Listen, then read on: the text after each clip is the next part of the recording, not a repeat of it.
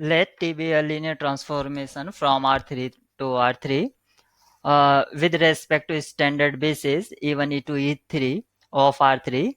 The matrix representation of T is this matrix is given. Then T is maps the subspace spanned by E1 and E2 itself, has distinct eigenvalues, has a non-zero null space, has eigenvector that span R cube. ये non zero null space है या नहीं है, ये हमें rank nullity theorem से यानी कि नलिटी से पता चल जाएगा। नलिटी हम निकाल लेंगे अगर हम रैंक किसी तरह से निकाल पाए तो। रैंक यहाँ पर फाइंड आउट करना समहाउ बेटर होगा। हैज डिस्टिंक्ट आइगन वैल्यूज, ये हम बता सकते हैं रैंक से कि उसके डिस्टिंक्ट आइगन वैल्यूज होंगे या नहीं होगी। तो यहाँ पर भी रैंक कन्वीनियंट होगा हमारे लिए। Has distinct eigen vector that is span R cube, उसके लिए तो हमें आइगन वैल्यूज चाहिए होगी। तो आइगन वैल्यूज मतलब डिटर्मिनेंट से निकालेंगे हम। डिटर्मिनेंट अगर सपोज करिए मैं इसको अगर ए कॉल कर दूं, this is a matrix A, तो ए की हमें आइगन वैल्यूज निकालनी होगी और उसके करस्पॉन्डिंग आइगन वेक्टर। फिर हम चेक करेंगे कि स्पैनिंग है या नहीं है, तो लीनियरली डिपेंडेंट और इंडिपेंडेंट से समहाउ हम उसको कोरिलेट करेंगे। Maps the sub space span by E1 and E2, तो हम देखेंगे उसके स्पैनिंग सेट में कितने एलिमेंट्स हैं। तो क्योंकि जो स्पैनिंग सेट होता है अगर बेसिस किसी तरह से फॉर्म हो जाए हमारा, तो हमें बेसिस क्या बताता है कि बेसिस स्मॉलेस्ट स्पैनिंग सेट होता है और largest number of linearly independent vectors में होता है। तो ये समहाउ हम कर पाएंगे। तो सबसे पहले हम रैंक के बारे में बात करते हैं। तो जो मैट्रिक्स हमें एक गिवन है, क्योंकि वो नीचे से गिवन है, जैसे कि आइडेंटिटी यहाँ पर होना चाहिए, तो मैं सबसे पहले R3 को R1 से रिप्लेस कर देता हूँ। तो A इज इक्विवेलेंट टू 1 0 0 0 1 0 और ये हो जाएगा 0 0 1, ये हो गया है। और इस मैट्रिक्स का डिटर्मिनेंट आपको पता ही है कि ये इस मैट्रिक्स का डिटर्मिनेंट 1 होगा, लेकिन हमें जो चाहिए था वो इस मैट्रिक्स के लिए डिटर्मिनेंट चाहिए था।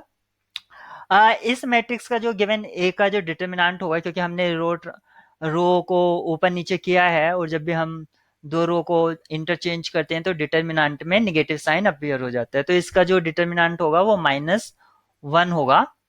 अब -1 यहाँ पर डिटर्मिनेंट आ गया है, तो पॉसिबल है कि ये सारी की सारी इसकी आइगन वैल्यूज 1 1 1 इस तरह से होंगी, यानी कि उसका मैग्नीट्यूड 1 होगा। लेकिन यहाँ पर निगेटिव है और हम जानते हैं कि जो आइगन वैल्यूज का प्रोडक्ट होता है वो निगेटिव होता है, तो इनमें से कोई ना कोई आइगन वैल्यू निगेटिव होगी। आ, ऐसा भी पॉसिबल हो सकता है कि तीनों आइगन वैल्यू निगेटिव हो जाए तब भी रिजल्ट निगेटिव आएगा, लेकिन तीनों आइगन वैल्यू निगेटिव क्यों नहीं होगी, उसका रीजन ये है कि अगर तीनों आइगन वैल्यूज अगर निगेटिव हो गई तो यहाँ पर होगा ये, जो गिवन मैट्रिक्स है ए, उसका जो ट्रेस है वो 1 है। अगर तीनों -1 हो गई इस तरह से, तो उसका ट्रेस कभी भी +1 नहीं आएगा और 1 लाने के लिए एक ही आइगन वैल्यू नेगेटिव होगी। तो इसलिए हमें ये इसका रीजन, जो इसके पीछे रीजन था बिहाइंड, वो आपको मिल गया है। तो आप देख सकते हैं यहाँ पर दो आइगन वैल्यूज सेम है, यानी कि दो बार अपियर हो रही हैं, तो हैज डिस्टिंक्ट आइगन वैल्यूज, तो ये ऑप्शन हमारा यहीं पर डिस्कार्ड हो जाता है। सबसे पहले जब भी हम लीनियर अलजेब्रा या कोई से भी सब्जेक्ट का एमसीक्यू बेस्ड क्वेश्चन सॉल्व कर रहे हैं, हमें मतलब सॉल्यूशन के साथ साथ हमारे माइंड में ये इमेज हमेशा रहना चाहिए कि हमारे जो गिवन ऑप्शंस हैं वो क्या है। मतलब ऑप्शंस और उसके सॉल्यूशन को आपस में कोरिलेट करते हुए हमें इसको प्रोसीड करना है, और प्रॉपर वे में प्रोसीड करने की जरूरत नहीं होती है। Has a non zero null space, अब हमें नल स्पेस चाहिए तो हमें आइगन वैल्यूज पता है, तो उसके करस्पॉन्डिंग हम आइगन वेक्टर देख लेते हैं। तो यहाँ पर इसके 1 के करस्पॉन्ड हम इसका आइगन वेक्टर देखते हैं। तो 1 के करस्पॉन्ड देख रहे हैं तो a minus lambda I x, इस सिस्टम को हम सॉल्व करेंगे, यानी कि इसका डिटर्मिनेंट, इसको हम सॉल्व करेंगे determinant of a lambda I x के लिए। एक्स सॉरी अंदर रहेगा। तो यहाँ पर इस सिस्टम के लिए डिटर्मिनेंट सॉल्व करेंगे तो आप देख सकते हैं इस सिस्टम का जो डिटर्मिनेंट है वो 0 है, तो यानी कि इसकी जो रैंक है वो आपके 3 नहीं हो सकती है। Rank of A minus lambda I, यानी कि लैम्डा यहाँ पर 1 है, तो 1 आई नॉट इक्वल टू 3, तो यानी कि अब 2 हो सकती है या 1 हो सकती है, तो वो हम 3 तो नहीं होगी। तो इससे हमें ये तो पता चल जाता है कि इसकी नलिटी कम से कम एक तो होगी ही, यानी कि इसके नल स्पेस में नल स्पेस ऑफ या nullity of A minus lambda I मतलब ग्रेटर देन और इक्वल टू 1 होगी। तो यहाँ पर हमें ये तो पता चल जाता है, तो नलिटी एक होगी, तो इतना हमें यहाँ से पता चल जाता है कि इसमें कम से कम एक लीनियरली इंडिपेंडेंट आइगन वेक्टर होगा, क्योंकि नलिटी हमें ये बताती है कि ये जो नल स्पेस, इसका जो नल स्पेस है उसमें कितने वेक्टर्स हैं, वो कितने से मतलब जनरेट हो रहा है, कितने लीनियरली इंडिपेंडेंट वेक्टर से वो जनरेट हो रहा है। तो कम से कम एक तो हो गई, तो हम प्रॉपर में देख लेते हैं वो कितना है। तो यहाँ पर हम इसको एक्सपेंड कर देते हैं, इसका डिटर्मिनेंट। तो जो a माइनस लैम्डा आई है उसके लिए अगर हम इसको एक्सपेंड करें, तो a का वैल्यू यहाँ पर 0, तो 0 - 1, तो यहाँ पर अपेयर होगा -1, फिर यहाँ पर 0 और यहाँ पर 1 आपका पहले से ही है, फिर 0, फिर 0 और 0, फिर यहाँ पर 1 0 और यहाँ पर -1।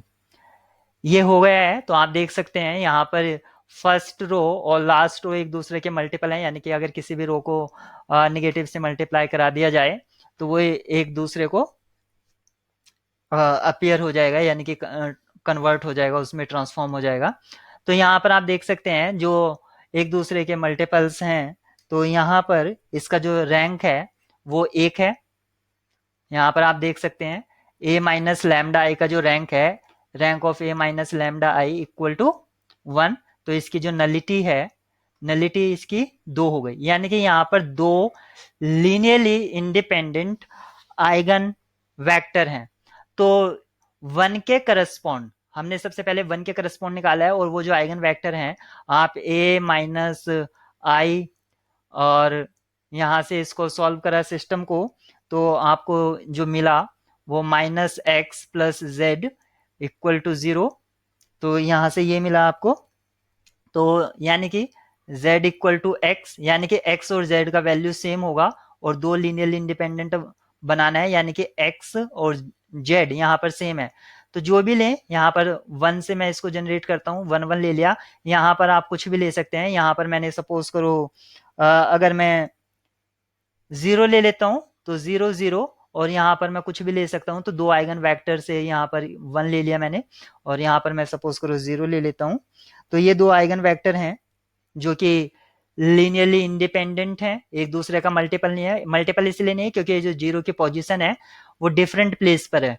जब भी जीरो की पोजीशन सेम प्लेस पर नहीं होती है, तो आप ये एक तरह से रिमार्क याद कर सकते हैं कि जीरो की अगर पोजीशन अगर सेम प्लेस पर नहीं है, यहाँ पर जीरो फर्स्ट पोजीशन पर है, यहाँ पर मिड में है, तो कभी भी एक दूसरे के मल्टीपल नहीं हो सकते हैं। तो यहाँ पर ये जो दो आइगन वेक्टर हैं, तो ये भी बता रहा है कि नलिटी जो यहाँ पर जैसे बताई थी, यानी कि ज्योमेट्रिक मल्टीप्लिसिटी यहाँ पर जो है वो ए माइनस लैम्डा आई की वो 2 थी।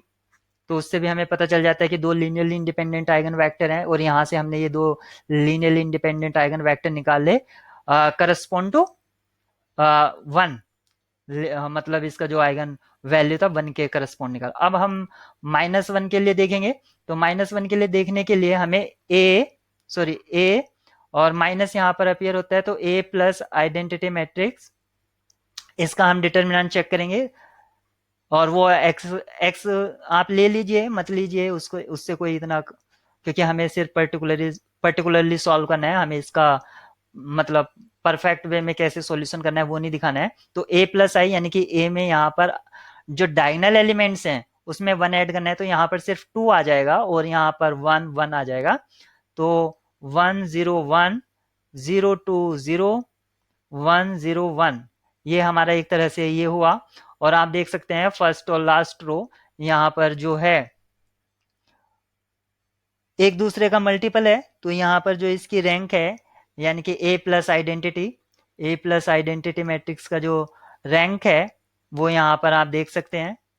तो ये कैंसिल हो जाएगा, तो रैंक इसकी जो है, रैंक इसकी 2 हो जाएगी। तो जब इसकी रैंक 2 हो गई तो इसकी जो नलिटी है, नलिटी, इसकी नलिटी 1 हो जाएगी।